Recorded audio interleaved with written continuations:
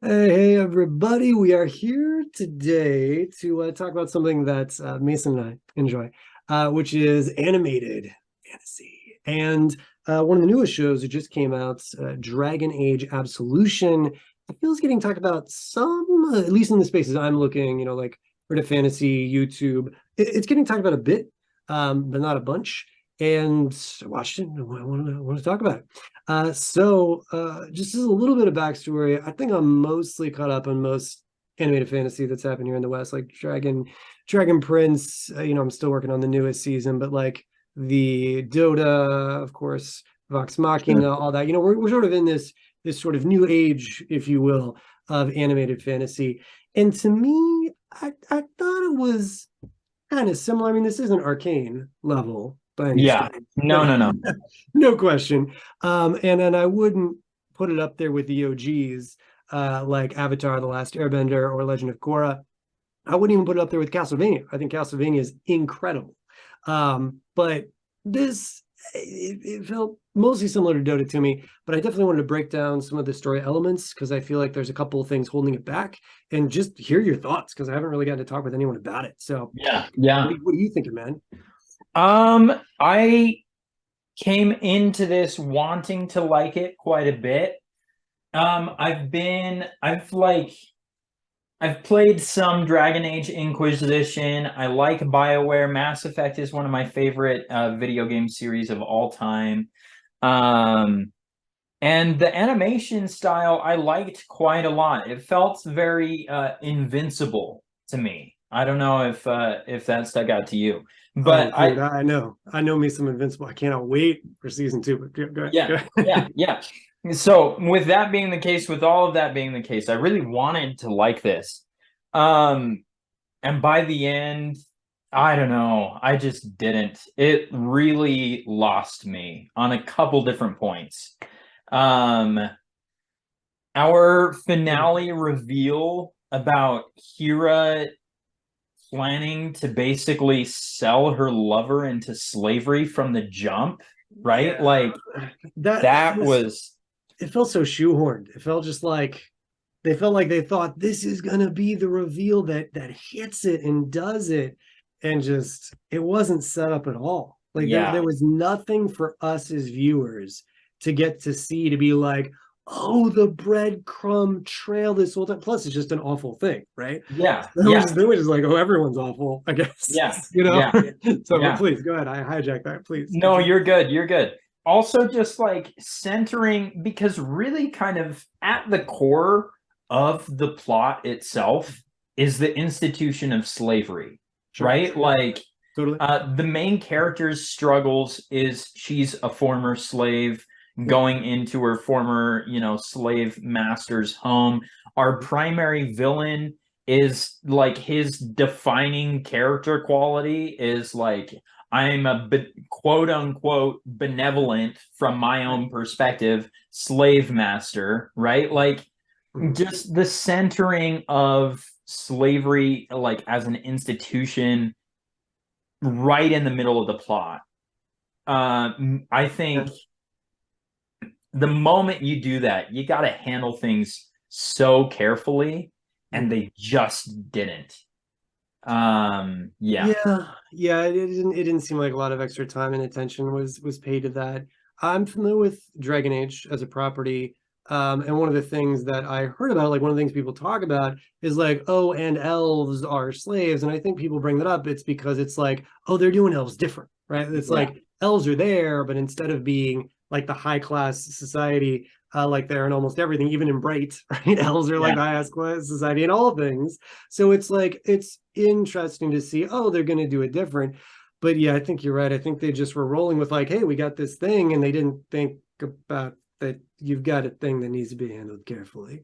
yeah. So yeah, yeah. I think Well, in especially if they. general. Sorry, go Oh, ahead. sorry, you go. I was just gonna say, especially if we're gonna feel for the villain, right? Like the bad guy, right? And they definitely seemed as if they were trying to make him as someone that we could, feel some pang of sympathy for or some viewpoint of. I just felt like the time they spent with that character, right? Is that what's what they were going for? And that is such a hard sell, right? Yeah, Um, Yeah. and then how we just, I mean, I know we're jumping kind of like right to the end, but I do agree with you that this is like where it basically falls apart. Like the beginning, I watched the first episode. I turned to my wife and I was like, "Watch this episode." She's like, "Wow." I was like, "I can't tell if I like it." And so the beginning was like, "All right," but Yeah. then at the end. So anyway, spoilers for the end. Spoilers. Um, he just starts murdering everybody, and I'm like, what? Well, like, why did you just kill the priest again? You got all these dead bodies everywhere. You're not lacking in blood. Yeah. What happened? Yeah. So it was this Yeah. really weird thing that even if you could get beyond the fact we're talking about a very sensitive subject and get behind his perspective in any way, shape, or form, they just destroy it unnecessarily. So one, they don't handle it, the right way to begin with, and then they just wreck it at the end, and it's like, why did you do this? This is Yeah. yeah. Yeah, yeah. It really kind of swings wildly between mustache twirling villain that just really kind of is dancing on topics that are like traumatic at best for a fair amount of the modern audience, right? Like, Yeah. we swing from mustache twirling that guy to like pseudo sympathetic, Mhm. just like without reason or abandon and with just rapid speed. Well, then at the end, Um, it just goes like, it's just like, hey, we were doing, and it's just like, whoa, what? Because at the end, it just completely goes that yeah, way. And yeah, and and some might think, well, hey, if we're going back and forth, doesn't that show that the character has this in him and then can? But it's not done in that way. yeah. It's not a character's like slow descent into evil. That's not what's happening here. And I, Um, yeah. sorry, I didn't mean to cut you No, off. no, no, no. I mean, I see what they were going for. They were going for the, I'm forgetting her name, but the main character's refusal to, play his role that he wants, and that kind of breaks him, if you will, Yeah, right? But yeah, he was already doing his own thing and living his own life, and I can tell he's living in the past because he's got that bodyguard in the way he does. So that is set up.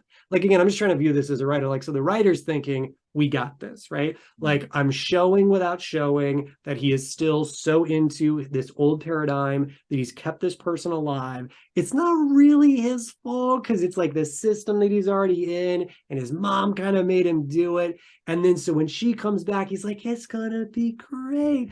And she's like, no, everything just falls apart from him. So I see what they were trying for. But like you're saying, because of the subject matter, it is so much harder to make that work. yeah, And again, I just don't think they set things up enough too. Like there yeah, weren't these, we could have gotten some melancholy moments with him, or, looking at an old memorabilia, or thinking about how he wants to change things once they're all back. Like, I need you so we can make a difference, so we can change the way things are, or something. It feels like there's ways they could have spun it. They just didn't. yeah, I just don't know how to, yeah, I don't know how to pull off a, I don't know how to pull off a blood magic wielding, actively participating in this system bad guy. You know, It's all order, bro. it's Yeah, so you're like, why write yourself into that situation to begin with? yeah, It's which like, I was just gonna say to that point, I think maybe one of the big takeaways for me from Dragon Age Inquisition is it feels like Dragon Age is an intellectual property that was created, unless I'm mistaken, in kind of the early to mid 2000s, and now finds itself. There's been a fair amount of kind of like change change. around how Yeah. we talk about and handle these things, right? Right, I right. think the whole like the elves are actually bad or like the elves are actually stigmatized. So many properties have already done that at Mm. this point that it's not creative anymore, right? Well, Um, and it, and so I feel like the show really kind of suffers from being tied to and trying to stay faithful to, like please the fans kind of thing. yeah, Yeah. for an IP that frankly probably needs some changing. what is tricky to me is it just feels like it was unnecessary. It feels like they kind of slammed two stories together, and then because of that, didn't get to do service to either of them. Like at its core to me, it's a heist story, right? Yeah, And that's yeah, cool. Like, yeah. let's make a Do the fantasy heist. heist story. This is why one of the reasons why Miss Bourne did so well. It's a fantasy heist story. We're like, yeah. And honestly, compared to some of the other fantasy shows I've watched, like Dota, like that creates a much clearer plot. What I liked about this show, if I measure it up against like the other recent like animated fantasy releases, like the plot was much more on point to me. It was much stronger. It was clear, like it's a heist. We're gonna go get this thing. It's gonna be hard. Let's plan it out. And I was like, cool. No, I'm here for that. You got Yeah, some funny characters that I enjoy. Like there was a couple characters that I thought did a great job and were just a pleasure to watch, honestly. yeah, Um, so in those ways, to me, this is definitely equal some of the recent stuff, if not even superior to some of those like very recent things. I'm thinking like the Witcher animated movie and yeah, the like Dota, for instance. Um, but then, as you're saying, then they bring in this slave element with the villain that we're supposed to care about with the amount of screen time that he gets. But it's just a terrible combination of what he represents, and it's like, why did we yeah, need to do that? And again, it does yeah, feel like what you're saying. It's fan service. It's like, how can we work this in? Like, so let's tell a fun heist story, but let's work in one of the trickiest parts of our yeah, IP. I yeah, would prefer if they want to do that part of the IP, let's just make a story about that part of the IP. You know what I'm saying? Let's give it the attention it deserves if that's the route you want to go, or let's just make a heist story, a high maybe with score. some little pieces of that, but not making it the primary Yeah, motivation for certain characters and the trauma they've gone through. That's just a lot to bite off yeah, and expect to succeed in, especially with some of the weird choices they make at the end, which yeah, again to me are the lover having this whole side plot to sell her love, so she's getting betrayed twice. Oh my! yeah, And yeah, then the guy just going off the deep end and murdering everybody for no reason. Like, so why? Why? yeah, yeah. It really feels like he was a sociopath all along, is like the message that's trying to be brought home, but it's not I executed. suppose. It Yeah, just, I don't know. I don't yeah, know. yeah, Yeah, yeah. messy, messy. It felt like when I saw the trailer for it, I Mhm. was like, this feels like Mistborn in Yeah, Dragon Age, yeah. which which sounds really cool, right? Sounds fun, right? Let's But do yeah, that. they it's a far cry. It's a far cry from it. It's a shame because I feel like the middle. I feel like there's a good middle there. Like because we're at the heist and we're enjoying the characters and we're getting to see Shield Lady and like the one with the horns. She's hilarious. I was cracking up Yeah, almost every time she was in a scene. She brought yeah, some really wonderful levity yeah. to it. Plus, it's just like a really awesome looking art job with that style. I don't know what that race is called in Dragon Age, but you know, Kanari, I believe, is all the right, name. thank you. Yeah. So like I thought she did a great job. And so it's a shame because I feel like there's an enjoyable part to watch, but some of those other elements really cut down on the potential enjoyment. It I'm really feels honestly, like the baby got thrown out with the mm, bathwater on this. I could see that. I could see that. Or maybe because of the number of episodes they needed to cram it into, or just they like it'll work without maybe they just didn't get enough feedback on the initial script. Getting some people Sure. being like, hey, Yeah, you yeah, may not want to do this. The one yeah, thing that also bothered me is, and this again maybe goes with their theme of like not even worrying about morality, is they just have the good people murdering everybody. I was just like, I mean, I know this is a problematic society, yeah. but you got people that only seem to be kind of engaged in the problematic aspects of the society just getting Butchering. totally murdered, Yeah, no worry or concern for them.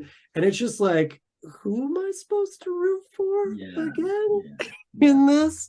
Right? Like, don't get me wrong, I get the one character having vengeance on, where she grew up. Like, I get that as a motivation, but just like, just nobody seemed to be bothered by it. So, yeah, yeah.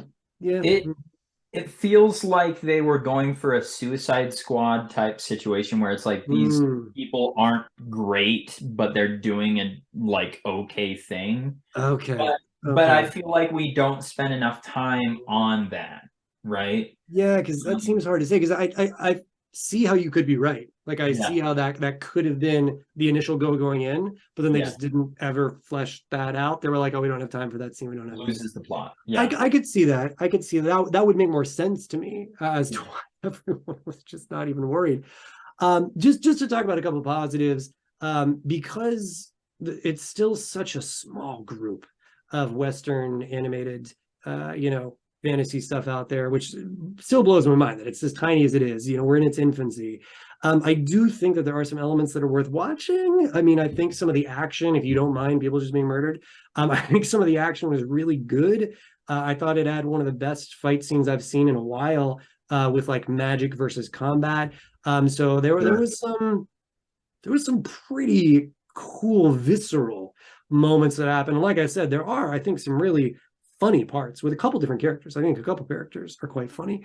And I thought the humor in it actually landed a bit better than at least early Vox Machina for me. I thought early Vox Machina was pretty rough until it gets into its core, main story. Like you would even warn me before you started, like, hey bro, like what I'm hearing is just don't even worry about this. Just wait till you get to the actual arc, right? And it was fun. We loved it. My wife and I, we were having a great time, laughing up a storm. But this one I felt actually did humor a bit better earlier. So, it's got solid action, it's got some solid humor, it's a heist story in a fantasy setting. You know me, man. It's same probably for you. When they were walking across basically the map, right? I was like, okay, I see you, map. That we're got a map behind me, right? So like there was stuff to like here. And I feel like the offerings being so small, and to me being roughly the same-ish, it's like it feels like it's just up there with them. So it's like if you want to watch a fantasy show, you could watch this. If the things that we're talking about that might be problematic to you aren't going to be problematic, there you go. But of course, we've ruined it because we gave a million spoilers. So I would want to watch it anyway. If you haven't seen it, we're sorry. But if you still want to watch it, honestly, the things we spoiled don't matter because it's just the middle that you're probably really gonna like anyway. And we didn't really talk about that. So I would say if you want some cool action, if you want some jokes, and you don't think you're going to be bothered by a couple pretty big morality problems, you could massive. Yeah, man, it's such a freaking shame. It really feels like this animation house worked hard on this project.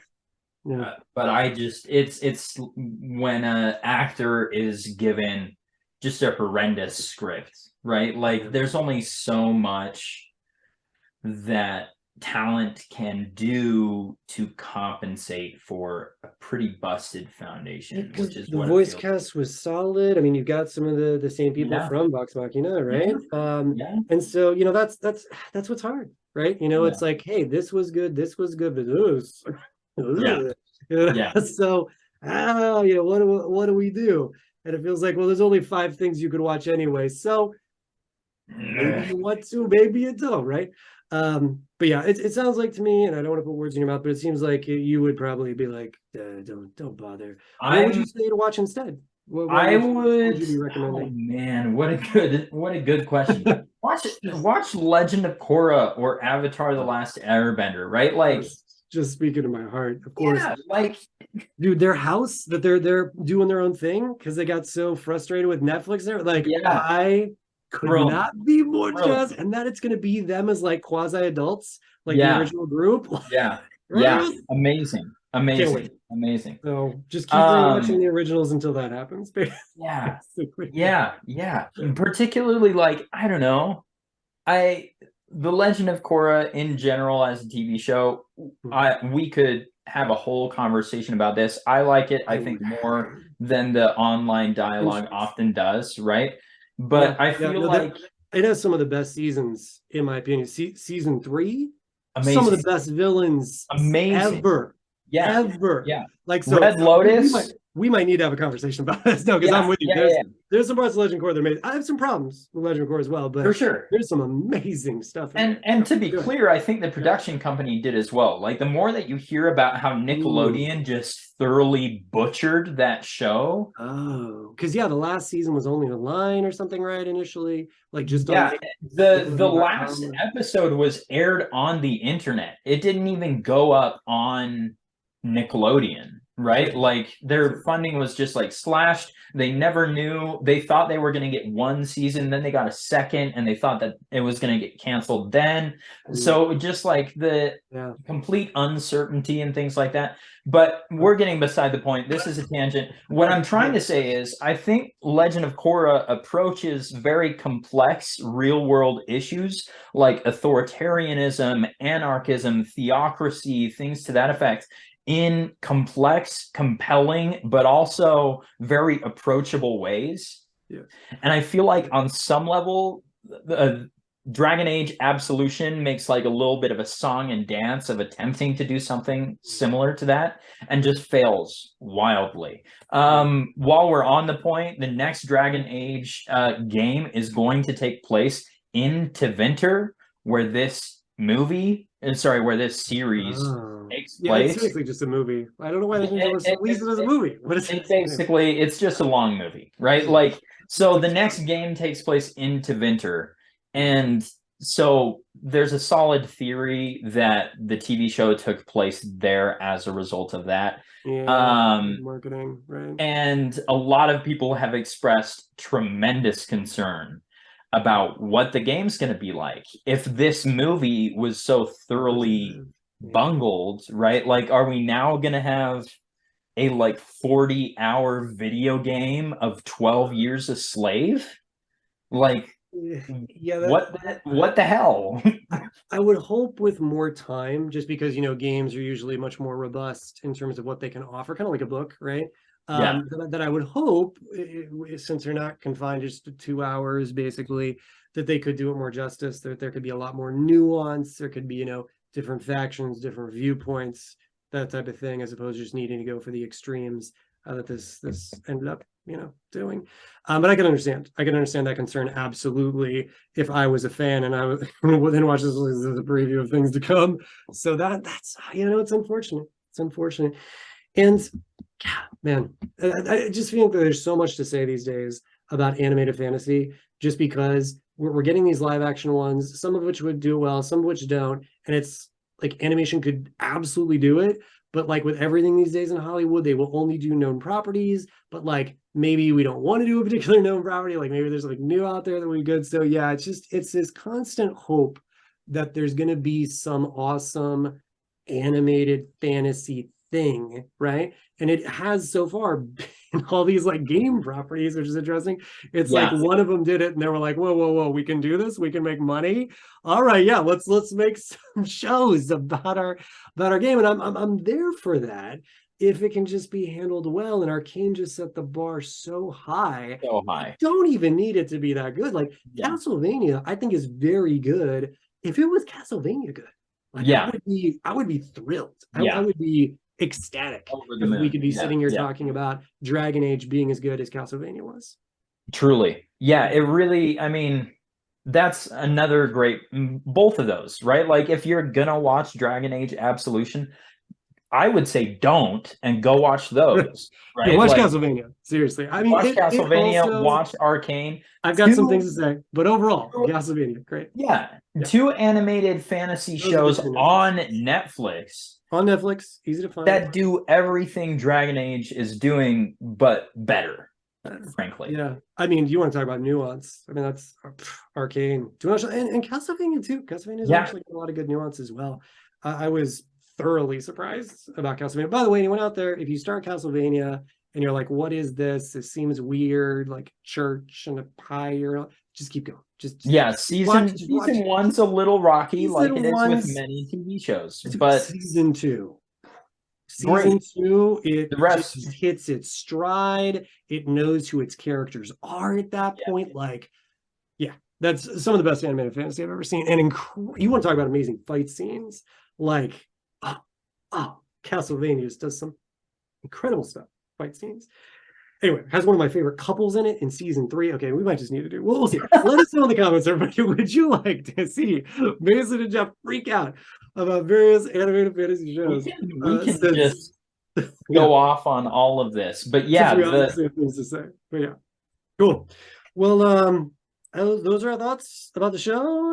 Yeah, probably could watch something else. Yeah. In general, if I had, I know this isn't what we usually do, but I'm gonna do it. Do it. If I'm scoring this TV show out of 5, Okay. it's lucky if it gets a 2, is where I'm sitting at for this TV show. No, I can. Okay. No, I can see that. I can see that. And particularly even beyond everything else we did, like the main character, what the hell was happening there? Like, so just I don't have answers. I don't know. I think that here's what skewed me. I'm just gonna say that. I'm just gonna say this. Like, Dota has some really cool animation, but its story is like all over the place. Like, if I had to just sit down and be like, here's the plot of Dota. The dude is possessed by a dragon. Like that's what I'm working with over. There's a demon. Yeah. He's a problem, right? Yeah. So like, or they're a problem. So so what I appreciated about this was like, oh, I'm watching a fantasy anime show and I know what the plot is. Sure. And then like with Vox Machina, like I said, it ends up being really fun and enjoyable. But the beginning felt so rushed and forced. I'm watching this like, oh, it's kind of funny. You know what I mean? So it's like there's these moments, but yeah, no, talking with you, like there's some real big problems because of what they choose to focus on that the other shows don't have, right? Like Dota doesn't have this sort of big working like a couple morality issues, and neither does Vox Machina. So I can see why this would be lower than those previous. I was like, yeah, they're sort of all the same, but no, I hear you. I do. I can see why you would give it a 10. Yeah, for sure, yeah. for sure. And not that you need my blessing, but just like I appreciate it. I appreciate it. And I am saying that's my take. People can feel free to come at me and say why I'm wrong, but that's where I'm at. I'd probably go 3. You know what I mean? I'd probably be like, it's sort of middle. I want it to be like I want things to be better than this. Truly. Please be better than this in the future. But we've got so few to watch. If you want to watch some fantasy animated stuff, hey, there is some. Yeah. But anyway, this was super fun. It was just nice to get to rap about this show that just came out. For sure. And maybe we'll see about doing another one of these. Thank you, Mason. Thank you all for watching. And catch y'all later, Blackheads.